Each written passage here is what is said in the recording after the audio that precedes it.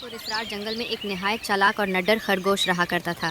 وہ ہمیشہ اپنے بل اور اپنے علاقے کی حفاظت خود کرتا، خاص طور پر خطرناک جانوروں جیسے کہ بھیڑیوں سے۔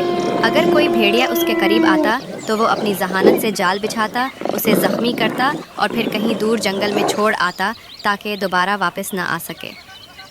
ایک دن جب وہ سکون سے پیڑ کے نیچے بیٹھ کر گاجر کھا رہا تھا تو ایک زخمی بھیڑیا اپنے 3 چھوٹے بچوں کے ساتھ تھکا ہارا اس کے علاقے میں داخل ہو گیا۔ خرگوش فوراً ہوشیار ہو گیا۔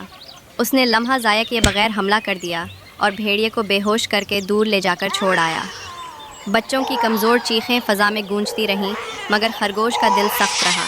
اس نے رحم نہ کیا۔ وقت گزرتا گیا۔ کئی دن بعد وہی 3 بچے دوبارہ لوٹے مگر اب ان کے چہروں پر غصہ نہیں تھا بلکہ آنکھوں میں نمی تھی۔ وہ دھیرے دھیرے خرگوش کے پاس آئے اور کہا، ہم معافی چاہتے ہیں۔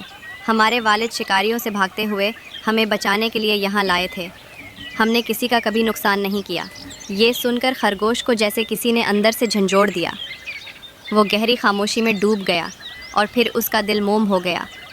اس نے بچوں کو سینے سے لگا لیا اور نرمی سے کہا، میں صرف اپنے گھر کی حفاظت کر رہا تھا لیکن اب تم میرے اپنے ہو۔ خرگوش نے نہ صرف انہیں معاف کیا بلکہ اپنے بل میں جگہ دی۔ اس کی بیوی نے بچوں کا خیال رکھا، انہیں کھانا کھلایا اور زخموں پر مرہم لگایا جیسے وہ اس کے اپنے بچے ہوں۔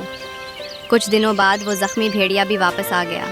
خرگوش پریشان ہو گیا مگر بھیڑیا نے کہا، میں بدلہ لینے نہیں آیا، میں شکریہ ادا کرنے آیا ہوں۔ تم نے میرے بچوں کو نئی زندگی دی ہے۔ خرگوش نے کہا، کوئی بات نہیں، مجھے پتہ چل گیا ہے کیا وجہ تھی، شکاری تمہارے پیچھے لگ گئے تھے۔ اب ہم شکاری کو مزہ چکھائیں گے، اس سے بدلہ لیں گے۔ خرگوش نے بندوق نکالی اور اس بھیڑیے کے گھر والے جگہ پر گئے۔ وہاں پر وہ بیٹھا تھا، اس کو مزہ چکھایا، گولیاں چلائیں، وہ ڈر کے بھاگ گیا۔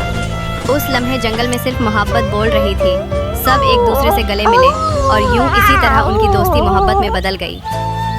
اخلاقی سبق، نفرت صرف محبت سے ختم ہو سکتی ہے۔